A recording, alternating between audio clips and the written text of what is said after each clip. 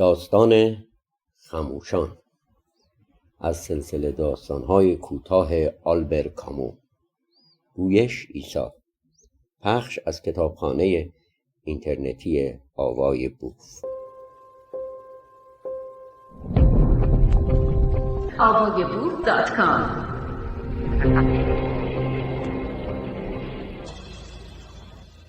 چله زمستان بود و با این حال روزی آفتابی طلوع کرده بود بر شهری که از مدتها قبل کار خود را شروع کرده بود.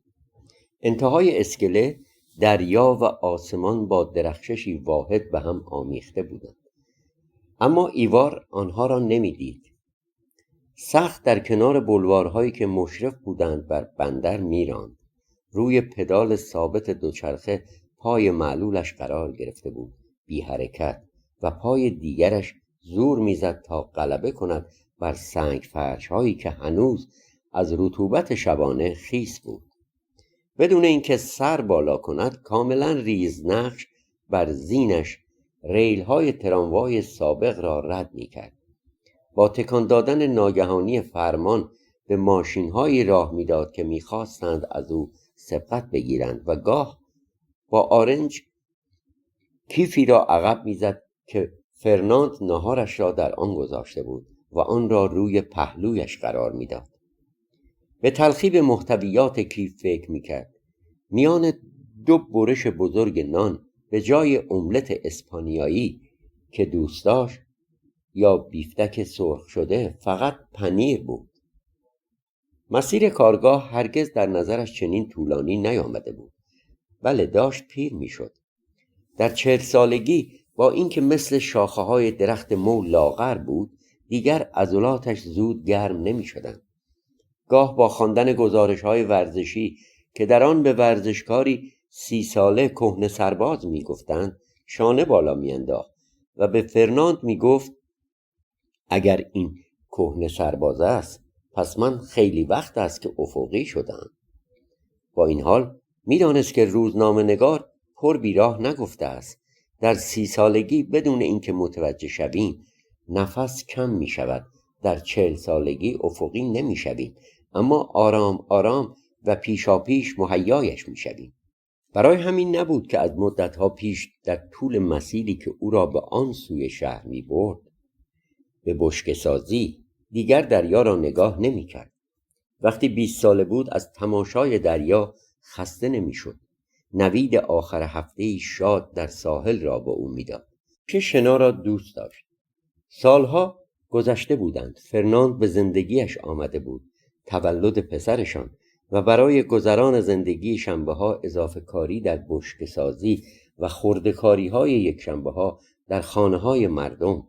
آرام آرام عادت آن روزهای فوق‌العاده از سرش افتاد که او را خرسند می‌کردند. آب عمیق و روشن، آفتاب تند، دختران، حیات تن. در کشور او خوشی دیگری وجود نداشت و این خوشی با جوانی تمام می شد. هنوز نیز دوستدار دریا بود، اما فقط آخر روز وقتی آب خلیج کمی تیره می شد. لحظاتی شیرین و لطیف بود. بعد از کار در بالکن خانه‌اش می نشست. راضی بود از پیراهن تمیزی که فرناند خیلی خوب اتو زدنش را بلد و از لیوان لیکورش که دیوارش پوشیده بود از قطرات آب. شب می شد. لطافتی مختصر در آسمان جا خوش می کرد. همسایه هایی که با ایوار حرف می زدند ناگهان آهسته تر صحبت می کردند. نمی دانست خوشحال است یا می خواهد بگرید. دست کم در این لحظات خوش بود. کاری جز انتظار نداشت. انتظاری شیرین. نمیدانست منتظر چه بود. برعکس، صبحایی که میرفت سر کار دوست نداشت دریا را ببیند. همیشه به قرارش وفادار بود. فقط شبها دریا را میدید. صبح آن روز میراند. سرش پایین بود. سنگین‌تر از همیشه رکاب میزد. بر دلش باری سنگین بود. وقتی از جلسه برگشته بود دیروز عصر و خبر داده بود که کارمان را ادامه می دهیم، فرناند با خوشحالی گفته بود پس مدیر حقوقتان را زیاد کرد؟ مدیر چیزی را زیاد نکرده بود. اعتصاب شکست خورده بود. خب خوب عمل نکرده بودند، باید این را میفهمیدند. اعتصابی از سر خشم و حق با سندیکا بود که زیاد آنها را جدی نگرفته بود. وانگهی 15 کارگر چیز زیادی نبود. سندیکا نگران بشکه‌سازی های دیگری بود که کار نمی کردن. زیاد هم نمی شد بر آنها خورده گرفت. کار بشکه‌سازی درست پیش نمی رفت. ساخت قایق‌ها و کامیون‌های حمل مایعات تهدیدی برای این حرفه بود. کمتر از گذشته بشکه‌های معمولی و بشکه‌های 225 لیتری می ساختند و بیشتر از ساخت به تعمیر بشکه‌های بزرگ قبل مشغول بودند. مدیران کسب و کارشان را در خطر می دیدند. بله، اما با این حال می خواستند حاشیه سود خود را حفظ کنند. آسانترین کاری که به نظرشان رسیده بود این بود که علی رغم افزایش قیمتها حقوق را ثابت نگه دارند. وقتی بشکه‌سازی از بین برود چه کاری از دست بشکه‌سازها برمی آید؟ وقتی برای آموختن یک حرفه زحمت کشیده باشی شغلت را عوض نمی کنی. کار دشواری بوده است. مدتها شاگردی کردند. بشکه‌سازهای خوب انگشت شمار بودند. کسی که الوارهای خمیده را کنار یکدیگر منظم بچیند، با آتش و حلقه‌های آهنی آنها را محکم کند و بدون استفاده از الیاف یا نخ تقریباً درزی باقی نگذارد. ایوار این کار را بلد بود و به آن افتخار میکرد. تغییر شغل چیز خاصی نیست، اما دست شستن از دانسته ها و مهارت ها آسان نیست. حرفه زیبا اما بلا استفاده. گیر افتاده بودند. میبایست تسلیم میشدند، اما تسلیم نیز آسان نبود. سخت بود. زبان به کام گرفتن سخت بود که نتوانند واقعاً بحثی کنند و هر روز در همان مسیر قدم بردارند. صبح هر روز با خستگی که تلمبار میشد، برای اینکه آخر هفته فقط چیزی را بگیرند که آنها خواسته بودند به شما بدهند، پولی که کمتر از گذشته کفاف زندگی را میداد. پس عصبانی شدند. 2 یا 3 نفری بودند که شک داشتند، اما پس از اولین بحث‌ها با مدیر خشم بر آنها نیز چیره شد. رک و راست گفته بود یا بروید یا بمانید. یک مرد اینطور حرف نمیزند. اسپوستیو گفته بود چه فکری با خودش کرده؟ فکر کرده تسلیم میشویم؟ البته مدیر آدم بدی نبود. جای پدرش را گرفته بود. در کارگاه بزرگ شده بود و سالها بود که تقریباً تمام کارگرها را میشناخت. گاهی آنها را به میان وعده های بین کار دعوت میکرد. توی بشکه‌سازی روی آتش‌هایی که با خاک اره درست کرده بودند ساردین یا سوسیس کباب میکردند و لبی تر میکردند. واقعا خیلی مهربان بود. همیشه سر سال نو و هر کدام از کارگرها 5 بطری شراب خوب میداد و اغلب وقتی مریضی بین آنها بود یا اینکه فقط اتفاقی میافتاد، ازدواجی یا مراسمی، به آنها پول کادو میداد. وقتی دخترش به دنیا آمد برای همه شکلات خرید. یا 3 بار ایوار را برای شکار به ملک کنار دریایش دعوت کرده بود. بی تردید کارگرهایش را دوست داشت و اغلب این حرف را میزد که پدرش از شاگردی شروع کرده بود، اما هرگز به منزل آنها نمی رفت. ملتفت قضیه نبود. فقط به خودش فکر میکرد، چون جز خودش کسی را نمی شناخت و حالا از رفتن یا ماندن حرف میزد. بیان دیگر او هم لجوج شده بود، اما او می توانست چنین اجازه‌ای به خود بدهد. سندیکا را تحت فشار قرار داده بودند. کارگاه درهایش را بسته بود. مدیر گفته بود خودتان را برای اعتصابگران خسته نکنید. وقتی کارگاه کار نمی کند من صرفه جویی می کنم. حقیقت نداشت، اما مشکلی را حل نمی کرد.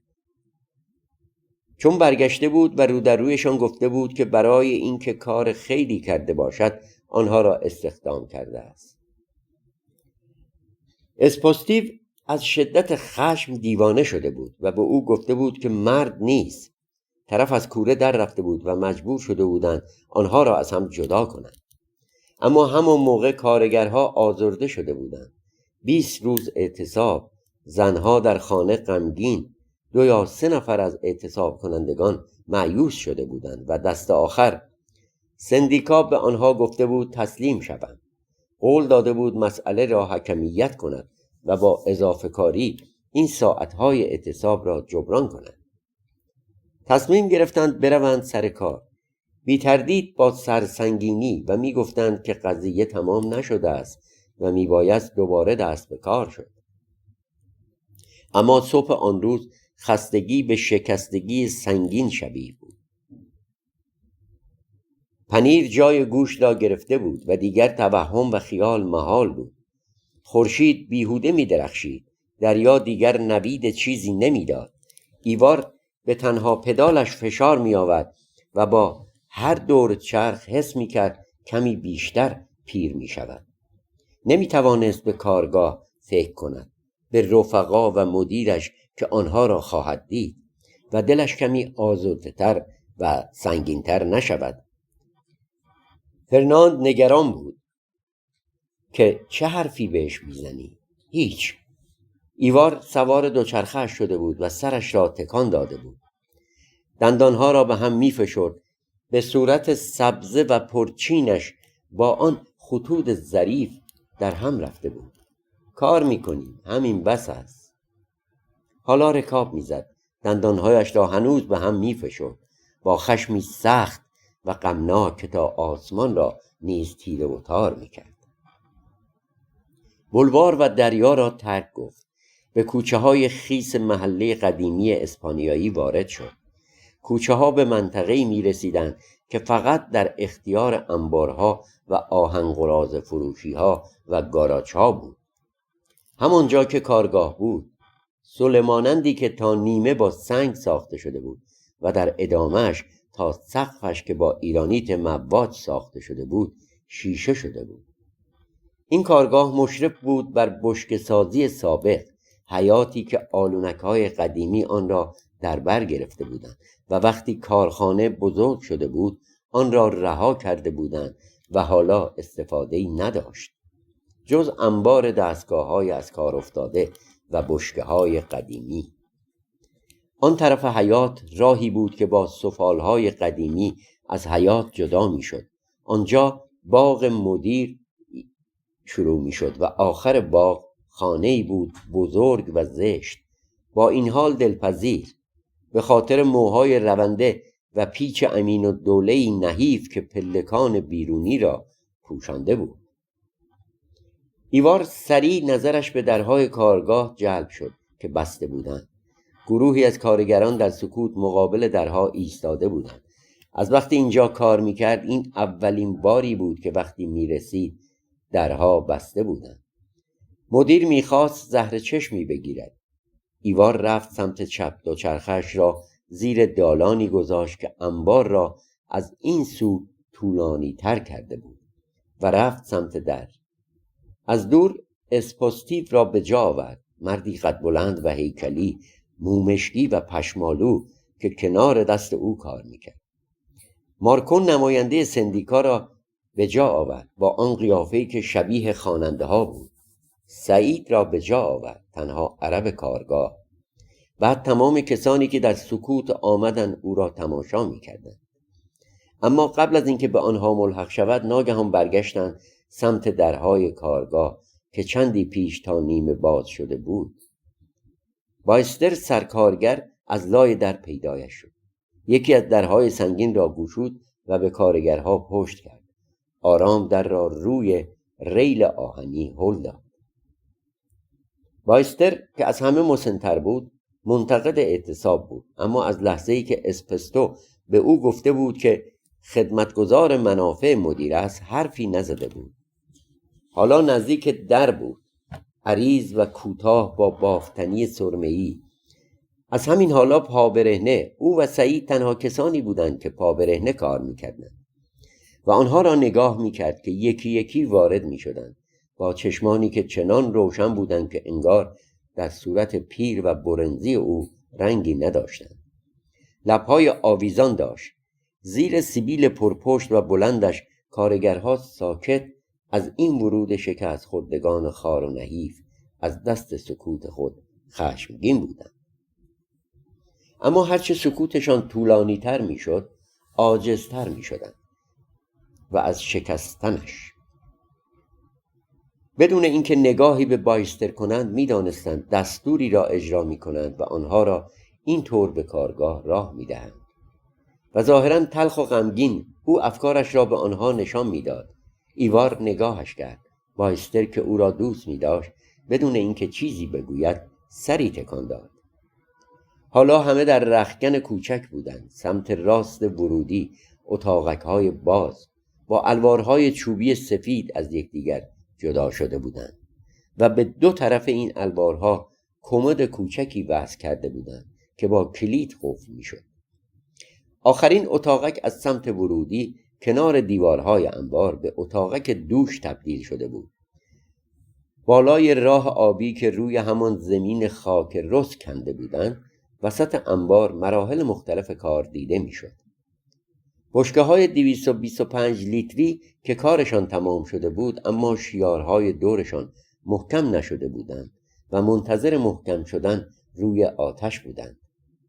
میزهای ضخیم که شیارهای طولانی در آنها کنده بودند. وسط بعضی از آن شیارها تکه‌های الوار مدوری قرار گرفته بود در انتظار اینکه با رنده صاف شوند و دست آخر آثار سیاه مانده از آتش. سمت چپ ورودی کنار دیوار میزهای کار به خط شده بودند. مقابل آنها توده‌ای از الوار برای رنده‌کاری روی هم تلمبار شده بودند. مقابل دیوار راست نه زیاد دور از رختکن دو اره بزرگ برقی خوب روغنکاری شده قوی و ساکت می درخشیدند. از مدتها پیش انبار برای این یک مشت آدمی که در آن جای گرفته بودند بسیار بزرگ شده بود و در روزهای بسیار گرم مزیتی بود و در زمستان مکافات. اما امروز این مکان بزرگ کارهای نیمه کاره، بشکه‌های خراب شده در گوش و کنار با تک حلقه‌ای که پایین الوارها را به هم چسبانده بود و بالایشان شکوفا شده بود، چون گل‌های زمخت و چوبین، خاک اره‌هایی که میزها را پوشانده بودند، جعبه‌های ابزار و دستگاه‌ها، همه به این کارگاه ظاهری متروکه می‌دادند. کارگاه را نگاه می‌کردند. حالا بافتنی‌های کهنه خود را پوشیده بودند و شلوارهای رنگ رو رفته و وصل زده مردد بودند. بایستر تماشایشان می‌کرد. گفت خب برویم. یکی یکی بدون اینکه چیزی بگویند رفتند سر جای خودشان. بایستر به آنها سر می‌زد و مختصر کاری را که باید شروع یا تمام می‌کردند به آنها یادآوری می‌کرد. کسی جوابی نمیداد. خیلی زود صدای اولین چکش بلند شد که به گوشه‌ای از چوب آهندار می‌خورد. حلقه‌ای را وارد قسمت محدب بشکه‌ای می‌کرد. رنده‌ای به گره چوب گیر می‌کرد و می‌نالید و اسپوستیو یکی از اره‌ها را راه انداخت و صدایی بلند از تیغه دالبرش بلند شد. سعید را صدا می‌زد. الوارها را می‌آورد یا با خاک اره آتش روشن می‌کرد. بشکه‌ها را روی آتش می‌گذاشتند تا در شکمبندشان شکمبندی از جنس تیغه‌های آهنی باد کنند. وقتی کسی او را صدا نمی‌زد می‌رفت سمت میز کار و با ضربه‌های محکم چکش حلقه‌های بزرگ زنگ زده را پرچ می‌کرد. بوی خاکره‌های سوخته آرام آرام تمام انبار را پر کرد. ایوار که رنده می‌کرد و الوارهایی که اسپوستیو بریده بود مرتب کنار یکدیگر می‌چید. این عطر قدیمی را به جا آورد و قلبش کمی آرام شد. همه در سکوت کار می‌کردند و گرمایی، حیاتی آرام آرام در کارگاه جا می‌گرفت. از شیشه‌های بزرگ نوری تازه و خنک می‌آمد و انبار را پر می‌کرد. دودها در هوای طلایی آبی می‌شدند. حتی ایوار صدای حشره‌ای را شنید که کنارش وزوز می‌کرد. در این لحظه دری که رو به بشکه‌سازی سابق بود در انتهای دیوار باز شد و آقای لسل مدیر در درگاه ایستاد. لاغر و موقهوه‌ای 30 سال را رد نکرده بود. علی‌رغم صورت بسیار استخوانی‌اش انگار با چاقو آن را بریده بودند. آقای لسل معمولاً همدلی برمی‌انگیخت، مثل اغلب کسانی که ورزشکاری و انرژی در رفتارشان مشخص است. با این همه از در که می‌گذشت کمی مضطرب به نظر می‌رسید. صدای سلامش از همیشه آرامتر بود. البته کسی جواب سلامش را نداد. صدای چکش‌ها مردد ماند. کمی از ریتم افتاد و باز بلندتر به صدا درآمد. آقای لسل چند قدمی مردد برداشت، بعد رفت سمت والری کوچولو که فقط 1 سال بود با آنها کار میکرد. نزدیک اره برقی در چند قدمی ایوار کفه‌ای را روی بشکه‌ای بزرگ میگذاشت و مدیر کارش را تماشا میکرد. والری به کارش ادامه میداد بدون اینکه حرفی بزند. آقای لسل گفت: خب پسر، حالت خوبه؟ مرد جوان ناگهان دست پایش را گم کرد. نگاهی به اسپوتی استیو انداخت که کنار او تلی از الوار را روی بازوهای بزرگ خود میگذاشت تا آنها را برای ایوار ببرد. اسپوستیو نگاهی به او کرد بدون اینکه دست از کارش بکشد و والری باز مشغول بشکه‌اش شد و جوابی به مدیر نداد. لسل اندکی مبهوت چند لحظه‌ای مقابل مرد جوان ماتش بود. بعد شانه بالا انداخت و برگشت سمت مارکو. مارکو سوار میز کارش شده بود و داشت با ضربه‌های آرام و دقیق کار صاف کردن لبه‌های کفه‌ای را تمام می‌کرد. لسل با لحنی جدی‌تر گفت: سلام مارکو.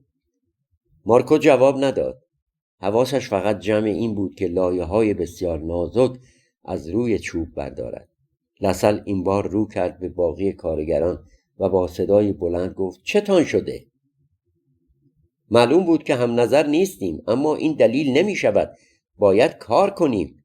خب این کارهایتان چه دردی را دوا می کنند؟ مارکو بلند شد. کفش را برداشت. با کف دست صافی دایره‌ای آن را بررسی کرد. با رضایت و خرسندی به گوشه چشمان ضعیفش چین انداخت و همچنین ساکت رفت سمت کارگر دیگری که داشت بشکه‌ای بزرگ را سرهم می‌کرد. در تمام کارگاه صدایی جز صدای چکش‌ها و اره برقی شنیده نمی‌شد. لسل گفت: خب وقتی مشکلتان حل شد به بایستر بگویید که به من بگوید. با گام‌های آرام از کارگاه بیرون رفت. تقریباً بلافاصله در هیاهوی کارگاه زنگی 2 بار به صدا درآمد. بایستر که تازه نشسته بود تا سیگاری بپیچد به سختی بلند شد و از در کوچک آخر کارگاه خارج شد. بعد از رفتنش چکش‌ها آرامتر ضربه زدند. وقتی بایستر برگشت حتی یکی از کارگرها کار نمی‌کرد. از دم در فقط گفت: مدیر شما را می‌خواهد. مارکو و ایوار. اولین حرکت بار این بود که برای شستن دستهایش برود، اما در راه مارکو بازویش را گرفت و ایوار لنگ لنگان دنبالش رفت. بیرون در حیاط نور چنان خنک بود چون مایه‌ای که ایوار آن را بر صورت و بازوهای عریانش حس می‌کرد. از پلکان بیرونی بالا رفتند. زیر پیچ امین الدوله‌ای که همین وقت سال هم چند گل داده بود. وقتی وارد راهرویی شدند که دیوارهایش با مدرک‌های گوناگون پوشیده شده بود، صدای گریه بچه‌ای را شنیدند و صدای آقای لسل را که می‌گفت: بعد از نهار دخترک را بخوابان. اگر خوب نشده بود دکتر خبر می‌کنه. بعد مدیر در راهرو پیدا شد و آنها را به دفتر کوچکی برد که بیش از این هم آن را دیده بودند. با مبلمانی که از سبک روستایی تقلید شده بود و دیوارهایی مزین به جامهای ورزشی. لسل رفت پشت میزش و گفت: بنشینید. ایستاده بودند. شما را صدا زدم چون شما مارکو نماینده‌ای و تو ایوار بعد از بایستر قدیمی ترین کارمند من هستی. نمیخواهم باز سر بحث‌هایی را باز کنم که تمام شدند. نمیتوانم، قطعاً نمیتوانم چیزی را که میخواهی به شما بدهم. ماجرا تمام شد. به نتیجه رسیدیم که میبایست کار را دوباره شروع کنیم.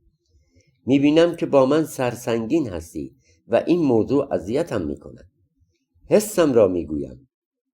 فقط میخواهم این را اضافه کنم. کاری را که امروز از دستم بر نمی آید شاید وقتی کارها سر و سامان بگیرد بتوانم انجام بدهم. و اگر بتوانم کاری کنم حتی پیش از آن که از من بخواهید آن را انجام خواهم داد. فعلا صبر کنیم و سعی کنیم با هم کنار بیاییم و کار کنیم. ساکت شد. انگار داشت فکر میکرد. بعد سرش را بلند کرد و آنها را نگاه کرد. گفت خب. مارکو بیرون را نگاه میکرد. ایوار با دندانهای به هم فشرده میخواست حرفی بزند اما نمیتوانست. لاسال گفت گوش کنید، همه تان کله شقید. با این قضیه کنار میایید اما وقتی سر عقل آمدید حرفهای الان من را هرگز فراموش نمی کنید. بلند شد و آمد سمت مارکو و دستش را دراز کرد و گفت چاو. ناگهان رنگ از صورت مارکو پرید. صورتش که شبیه خواننده های پر احساس بود در هم رفت و ثانیه‌ای شروع شد. بعد ناگهان رو برگرداند و بیرون رفت. لاسال رنگ او هم پرید. ایوار را نگاه کرد. بدون اینکه دستش را دراز کند فریاد کشید بروید پی کارتان. وقتی به کارگاه برگشتند کارگرها ناهار می‌خوردند. بایستر بیرون بود. مارکو فقط گفت باد هوا و رفت سر کارش. اسپاستیو دیگر به نانش گاز نزد تا بپرسد چه جوابی دادند. ایوار گفت جوابی ندادند. بعد رفت دنبال کیفش و برگشت و نشست روی نیمکتی که روی آن کار میکرد. شروع کرد به خوردن که نه چندان دور از خود متوجه سعید شد که روی تلی از خاکره به پشت خوابیده بود. نگاهش خیره به شیشه هایی که آسمان آبیشان کرده بود. آسمانی که حالا نورش کمتر شده بود. از او پرسید به همین زودی غذایش را تمام کرده است؟ سعید گفت انجیرهایش را خورده است. ایوار دست از خوردن کشید. عذابی که از دیدار کوتاهش با لاسال دست از سر او بر نداشته بود ناگهان ناپدید شد تا جای خود را به گرمای دلچسب بدهد. تکه‌ای از نانش کند و بلند شد و در برابر پس زدنهای سعید گفت که هفته آینده اوضاع بهتر خواهد شد. وقت تو مرا میهمان خواهی کرد. سعید لبخند زد. حالا تکه‌ای از ساندویچ ایوار را گاز میزد اما آرام، مثل مردی که گرسنه نیست. اسپاستیو قابلمه‌ای کهنه برداشت و با خاک اره‌ها و چوب‌ها آتشی کوچک روشن کرد. قهوه‌ای را که در بطری آورده بود گرم کرد. گفت بقال وقتی فهمید اعتصاب شکست خورد این هدیه را برای کارگاه فرستاد. لیوان بزرگ دست به دست شد. هر بار اسپاستیو لیوان را با قهوه شیرین پر می‌کرد. سعید با اشتها قهوه را فرو داد. برای خوردن ساندویچ چنین ولعی نشان نداده بود. اسپاستیو با همان قابلمه داغ باقی مانده قهوه را سر کشید. با لبهایش صدایی در می آورد و فحش می داد. در این لحظه بایستر وارد شد و اعلام کرد کار را ادامه بدهند. وقتی بلند می شدند و ظرفها و کاغذها را توی کیفهایشان می گذاشتند بایستر آمد بینشان و بی مقدمه گفت برای همه موقعیت دشواری بوده است. برای او هم. اما دلیل نمی شود که مثل بچه ها رفتار کنند و غر زدن دردی دوان نمی کند. اسپاستیو قابلمه به دست برگشت سمت او. صورت چاق و کشیدهش ناگهان سرخ شد. ایوار می دانست چه خواهد گفت و همه فکرشان همین بود که غر نمی زنند، که دیگران دهانشان را بستند. بمانید یا بروید. و خشم و عجز گاهی چنان آزار دهنده است که حتی مجال فریاد نمی دهد. مرد بودند همین و نمی توانستند لبخند بزنند و ادا در بیاورند. اما اسپاستیو هیچ کدام از این حرفها را نزد. صورتش آرام شد. آهسته دستی به شانه باستر زد و همگی برگشتند سر کارشان. باز چکش‌ها به صدا در آمدند. انبار بزرگ پر شد از هیاهویی آشنا و بوی خاک اره‌ها و لباسهای کهنه خیس از عرق. اره بزرگ سر صدا می‌کرد و چوب‌های تازه را می‌جوید که اسپوستیو به آرامی در دهانش می‌شراند. وقت جویدن خاکره خیس به بیرون می‌پرید و گویی خرده‌های نان است که دست‌های پشمالو و چاق اسپوستیو را می‌پوشاند. دستان او دو طرف چوب را محکم گرفته بودند. در میانه چوب تیغه قرام بود. وقتی الوار بریده میشد دیگر صدایی جز صدای موتور به گوش نمی رسید. ایوار حالا درد کمر خمیده بر روی رنده را حس می کرد. معمولا خستگی دیرتر به سراغش می آمد. واضح بود که در این هفته‌های بیکاری آمادگی خود را از دست داده بود. اما به سنش نیز فکر می کرد. سنش کار یدی را دشوارتر کرده بود و این کار فقط دقت نمی‌خواست. این درد خبر از پیری او می‌داد. پیری وقتی عضلات بازی در می‌آورند و کار نفرین می‌شود، پیری پیش درآمد مرگ است و شبها بعد از این همه زحمت خواب دقیقاً مثل مرگ بود. پسرش می‌خواست معلم شود. حق با او بود. آنهایی که در باب کار یدی نطق می‌کردند نمی‌دانستند از چه چیزی حرف می‌زنند. وقتی قد راست کرد تا نفسی تازه کند و فکرهای بد را از خود براند، زنگ باز به صدا درآمد. زنگ دست بردار نبود. آنقدر عجیب بود با وقفه‌های کوتاه دوباره لجوجانه به صدا در می‌آمد که کارگران دست از کار کشیدند. بایستر متعجب گوش می‌داد. بعد عزمش را جزم کرد و به سمت در رفت. چند ثانیه‌ای از رفتنش گذشت که زنگ بالاخره قطع شد. برگشتند سر کار. بار دیگر در محکم باز شد. بایستر به سمت رختکن دوید. از رختکن بیرون آمد. کفش‌های پارچه‌ای به پا کرده بود. کتش را پوشید. رد می‌شد که به ایوار گفت حال دخترک بد شده. می‌روم دنبال ژرمن. و دوید سمت در بزرگ. دکتر ژرمن به کارهای کارگاه می رسید. خانه‌اش در همین محله بود. ایوار خبر را تکرار کرد. نظری نداد. دور او بودند و یکدیگر را نگاه می کردند. پریشان. جز صدای موتور اره برقی که آزادانه می چرخید صدایی به گوش نمی رسید. یکی از آنها گفت شاید چیزی خاصی نباشد. رفتند سر جای خود. کارگاه باز پر شد از صدایشان، اما آرام کار می‌کردند. گویی منتظر چیزی بودند. پس از یک ربع بایستر باز وارد شد.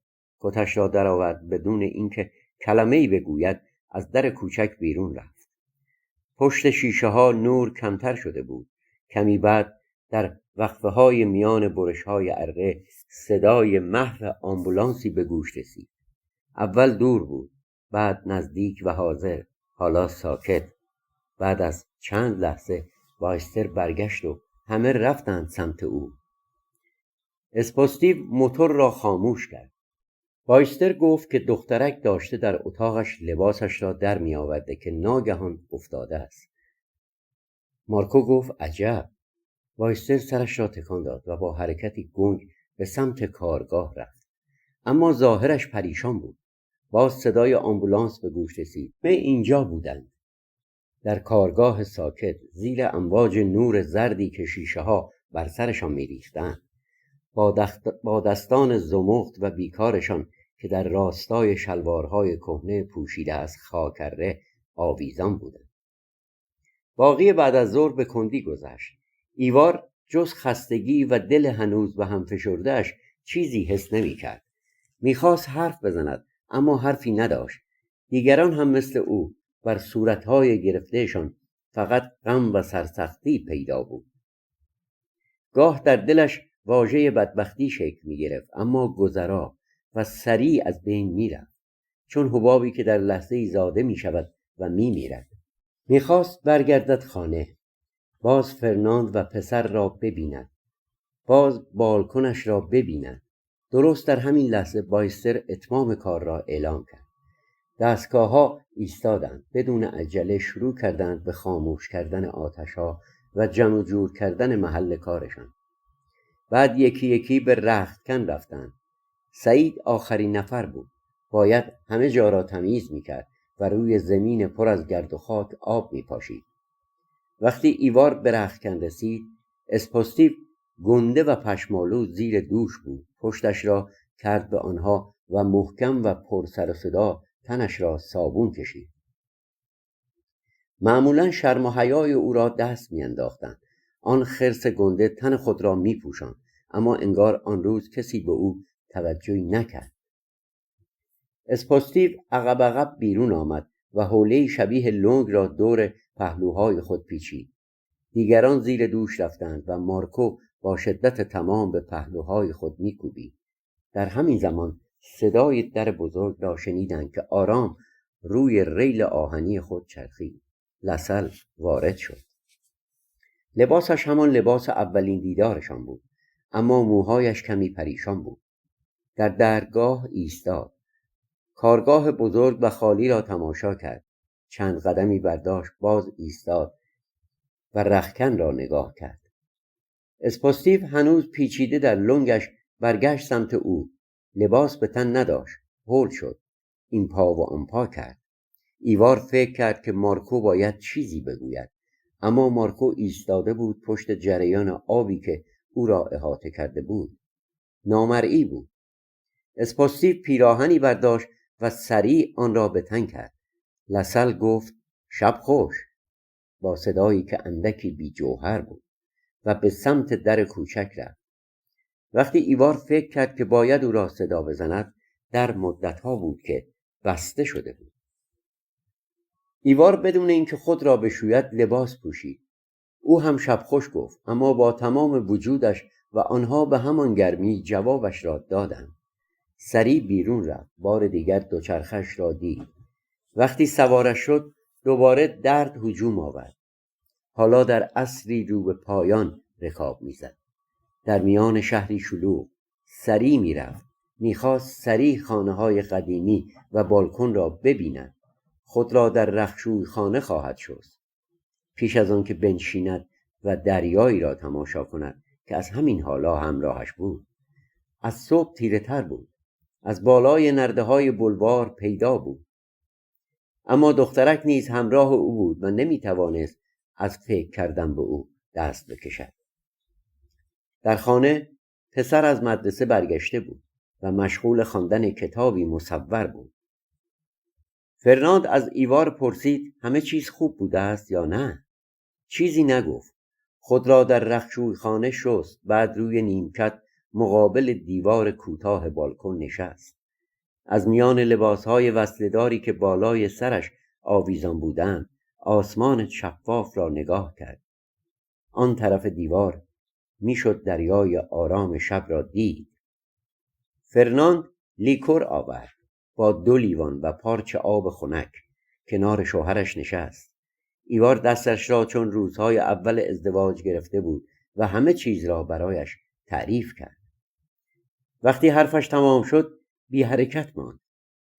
برگشت سمت دریا که سریع از سویی به سوی دیگر افق میرفت. غروبی سریع. گفت تقصیر خودش بود. دلش میخواست جوان باشد. فرناند باد جوان شود و بروند آن سوی دریا. پایان.